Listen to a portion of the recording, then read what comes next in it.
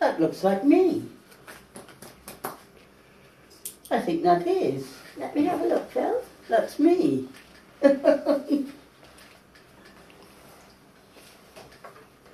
don't remember her. And that, I think that's one of the rate fixers. Blimey Bell. Yeah, that could well That be is, you, yes, Phil. that's me. Let's have a look.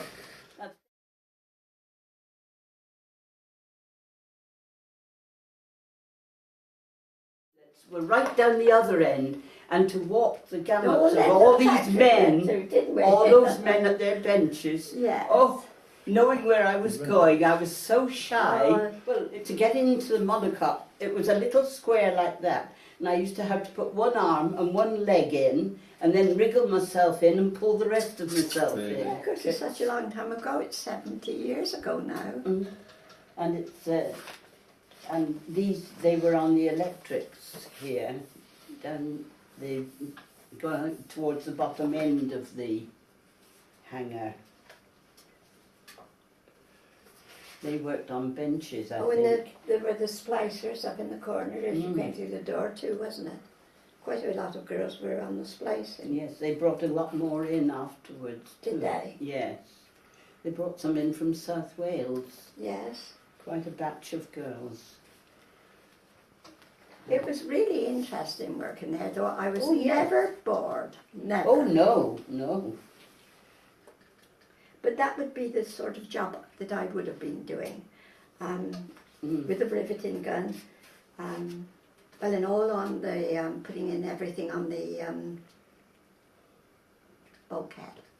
As I said, they brought Yes. quite a batch of people in, and also the men they brought down from Coventry, didn't they, after Coventry was bombed? Did they? Yes, they brought a whole gang of them because it was real hardship for them because they had to pay digs away. They'd been earning, big money in Coventry. They come down to an industrial area and with industrial wages, and then they had to pay their income tax on the previous year's earnings, and they said that their income tax alone took all they earned at GAC.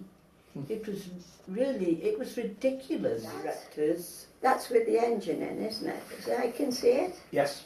Mm-hmm. Well, now, we were never involved. When I was there, we were down that end of the Up near the hangar, weren't we? offices. Yes. Yes. And then, as you came in through the main door, where The Don big Sullivan's side office door, was upon yeah. there, Halfway down. and there was a petition across.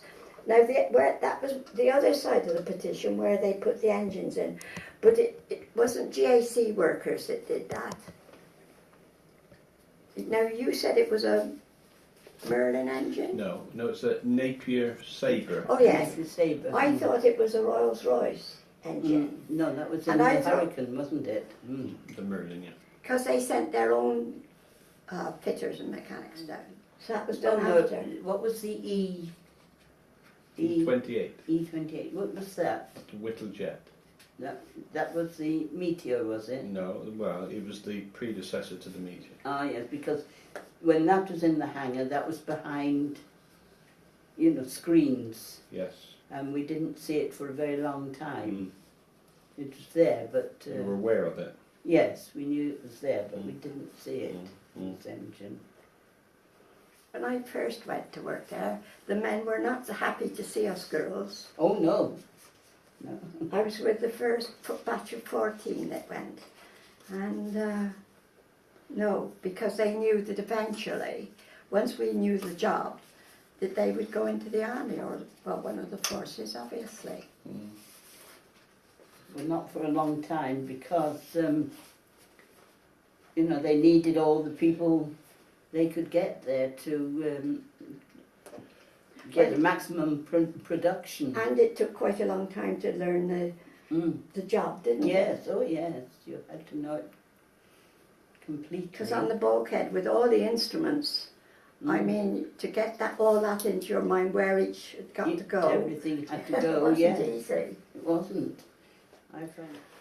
Well, when I first went there, it was in March 1941.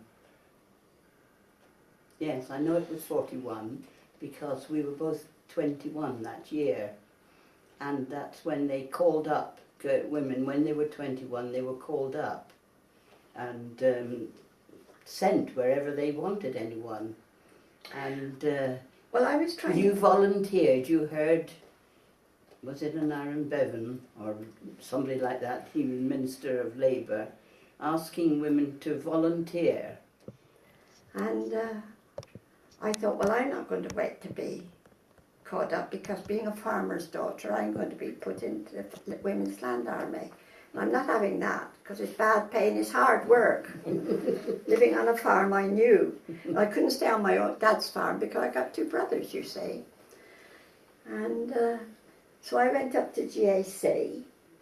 No, Isha. Yeah. And I had a friend there, and near Isha was Weybridge, a factory, aircraft factory. Brooklyn. Well, this girl was 21, I don't know, about March time, and she was called up, and she was sent up to Scotland.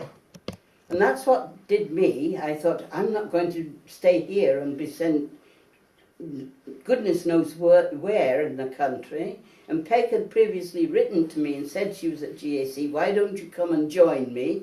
She said, I'm about the only girl, one of the only ones here among all these men. We were only 14 girls there. Yes, and I remember when I went into the office there and gave my particulars and so on, she said, well, it sounds a bit off now, a bit snobby, but this is what she said. It's wings we want girls for, really, at the moment, but you're not the type for the wings factory, so you'd better go into erectors. So that's how I got there, because they were a bit Barton Street End, weren't they? Wings types, you know, real. I think I'd have died if I'd been with them, because I was very, very shy in those days. Well, no real training, was it? We were just shown the job by a man. Well, I was put to work with Frank Abbott as his boy sort of thing. Yes, He already had an apprentice, Jeff Cleo, working with him. So I went along with Frank Abbott, and on his toolbox was F. Abbott, really, but it looked to me like Fabbott, and I thought, what a funny name, Fabbott. He ended up being my brother-in-law. Mind you, every job was inspected. Yes.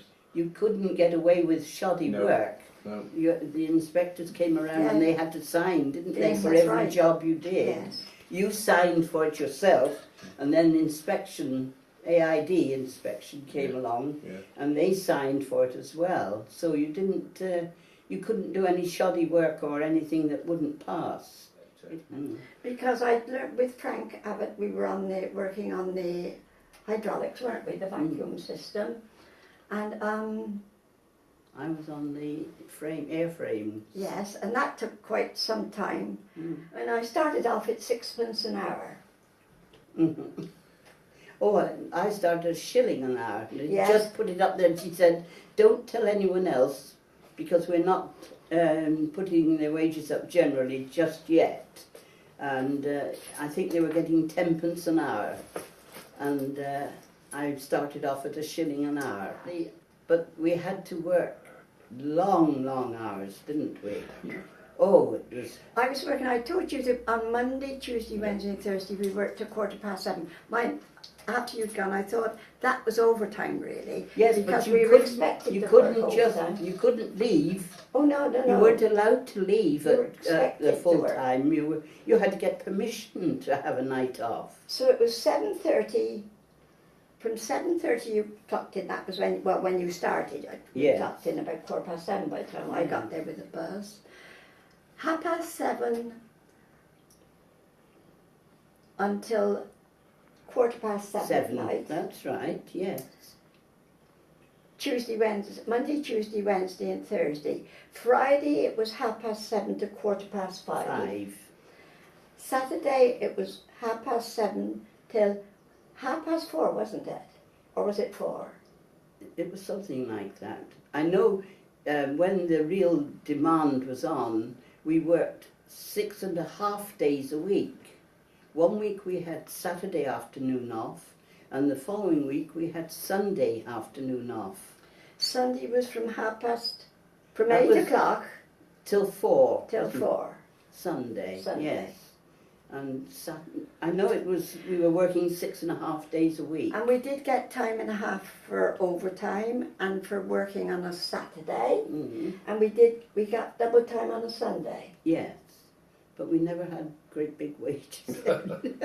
I think if we, it was a long time before I saw a £5 note in my pay packet. Long time. But we were being well paid considering Oh, compared to a lot of jobs, yes. Oh, yes, it was But quite good. in an ordinary job you'd get about 10 shilling a week, 15 shilling a week, depending on what you were doing. Pound a week, yes. If you were lucky. About, or, I used to get up at 5:30 every morning, leave home at 6 on my bicycle, and I had to cycle, it was a good 3 miles, with 3 hills going. So I had the hills to come down coming home at night. And when we worked till 7:15, 7:30, or 7:15. 7:15. 7:15. 7:30 to 7:15. Yes, 7:15. It was always 20 to 9 by the time I got home. 4 nights a week. You had no life at all, really. No, mother, I have cooked meal, my evening tea, Yeah. and then we didn't have a bathroom, so there was no going upstairs and having a shower or a quick bath or anything like that. It was a major operation getting a bath. You had to get the tin bath by the fire. A big, long. And boil the water in kettles. You know, you've heard the Well, old on the story, furnace, haven't you? They did. When I first went there, they were not happy. No, they didn't like us, to be honest. They thought we were going to take over from them.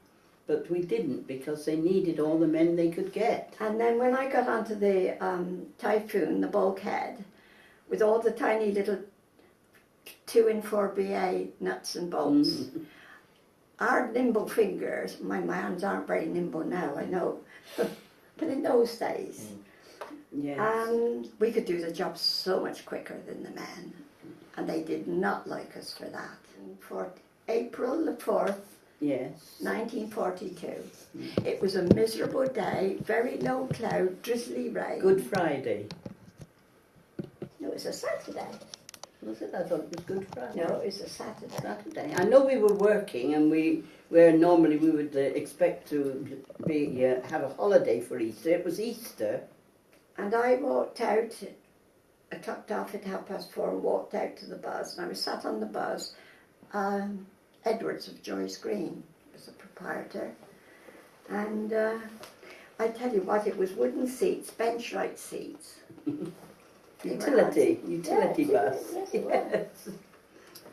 Waiting to go home, you know. And well, the next thing I remember was sort of coming to. There was no one else sat on the bus. I was sat there, my face was bleeding, dripping down onto my lap sort of thing. No glass in the windows. The bus in front was a ball of fire. I thought the bus had exploded, and that was it. So I managed to scramble off the bus, and there was a low wall, wasn't it, round Yes, the car yes. park? Yeah. And I sat on there like I might be sat on here, dazed, wondering what had happened, really. I didn't know, just sat there. And then 2 ambulance men came up to me and checked me over and kept saying, you all right, could you stand up? They helped me onto my feet. And then I was put on the ambulance. And it was stomach injuries on the ambulance. I don't want to talk about that, thank you. Take to the Royal Infirmary down Southcote Street. And then eventually they brought me a cup of tea. Brought everyone. And in turn we were able to see the doctor. And then they took me down to, now I say they took me. I don't know who took me, I don't know. I can't remember that part. I can remember sitting in the police station waiting for my parents to come in and fetch me. That was my experience. And it wasn't until I got home that I was told it was a bomb that had fallen. It was on the car park, on the bus. Yes. It was in The car bus park. that was on fire, that was it. The bomb had landed on the bus. Yes. Another time, the end of the factory was bombed. That was with oil bombs, wasn't Yes. it? That terrible mess. Yeah, that was Well, Derry dreadful. was in the dugout at the end of that, and Yes. he said he looked up and there was everything flying up in the air, and looked across and there were the cows still grazing as though nothing had happened, and the bombs had fallen them right by them. So anything. Correct. Yeah. And then this particular morning, it sort of got around that this aircraft was out on the airfield, Field, yes. and it hadn't got a propeller. That's it. Yeah. How the deuce is it going to fly without a propeller? And we all dashed to they had these big doors at the side that they would wheel the finished aircraft out through when we Yes. were there. And we all went to these open doors to have a look and see To what see was what we going could on. see. We never did see it, did we? Not really. It was all That was May, it's a concert. And we had Queen Mary came down Yeah. through Oh the yeah. factory. Oh, that was cruel. That really was. I had a picture of her. She walked down the hangar. She and never looked left or head right. down.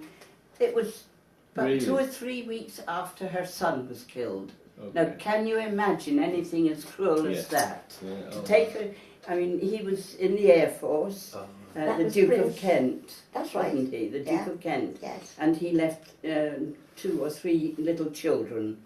And he was killed, shot down or Up in something. Scotland, wasn't I it? don't know quite where, but anyway, he was in the Air Force and he was Yes. killed. And it was only a few weeks afterwards that she was brought to an aircraft factory of all places and she just walked and head She was down. very tall, very elegant, Yes. and she walked. She never looked left. Left, no, or right, head down, just walked straight down. Yes. And even, I mean, young people, they're not very sympathetic But to things, he but came it to the affected us, even, that we could see that it was a dreadful thing to have allowed for her Well, to be the there. Duke of Kent, now the older Duke of Kent then, King George's son, wasn't he? Well, that's the first one that Duke was of Kent. killed, Yes. Well, he came. because he was a real glamour Yes, he lad. came down. He came into the hangar. Now I can't remember when. That was Before before he- me. That That was before you. I was there. Because I spoke to him. Mm. He came and chatted to me and asked me what I was doing, what my job entailed, and that sort of thing. Was quite interested in what I was doing because we were so few girls there then. Yeah, Yes, you and then won. of course we used to get workers' playtime on the radio. Yes, oh yes, we had radio. We used to look forward to that. didn't we? Yes, come on while we were working. And our pleasures were very simple in those days. I mean, not like youngsters of today. We enjoyed we were very easily amused, weren't we? Well, We made our own pleasures. we didn't have much money in those days. You couldn't afford anything And really. no coupons to buy clothes or I mean, anything. by the time I'd given my mum a bit of money towards my keep Yes, that's and it. then paid my bus fare, it was quite a slice out of your salary Yes. then. Oh yeah, and I used to live at the Jolly Waterman then, and I used to cycle from there to Gloucester Aircraft Company. My mother used to die 1,000 deaths because the road was so busy. I mean, there were well over 1,000 workers, weren't there, at GAC at the time? And they were all these buses going up and down and cars and things. It was a nightmare going up that Brockworth Road. And then you'd hear the sirens going at Gloucester, and you'd see the searchlights start coming up down Bristol area, and then as they heard the German bombers, they always, you knew that they had different sound, didn't Well, they? we always used to say we knew the difference. I don't They know sort whether of it was grunted, imagination, didn't they? but we always felt that we knew whether it was ours going out on a raid or Yeah. theirs coming in. And then they would gradually take over and come up the river. There was searchlights at Huntley, and the lights would gradually follow these bombers all the way up to Coventry, Birmingham, and all up to there. There was a big naval gun at Hynham Court, and that was facing out this way. And when that started firing, if it was an unexploded, if the shell didn't explode up in the sky, that would frighten me to death anyway. You would hear it whistling, coming down, and it would explode. Round the fields, where I was, round the lanes, allowed, only in the summer we used to go out lunchtime, didn't And we? sit outside And play cricket. but other than that, we never saw daylight in the winter. No. We were down in the factory, dark when you went, down in the Dark factory when you all left. day, and then it was dark when you left. You never saw daylight in the winter for 6 months. Oh yes, right.